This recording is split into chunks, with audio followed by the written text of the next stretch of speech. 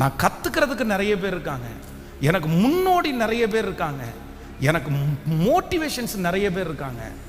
ஆனால் கண்டிப்பாக எனக்கு போட்டியாளர்னு ஒருத்தர் இந்த உலகத்தில், தம்பி, வாலிப தம்பி தங்கச்சி, உன்னை ரொம்ப அன்பாக சொல்கிறேன், நீ ஸ்ட்ரெஸ் இல்லாமல் வாழணும், நீ ரொம்ப ரிலாக்ஸாக வாழணும், நீ சந்தோஷமாக வாழணும்.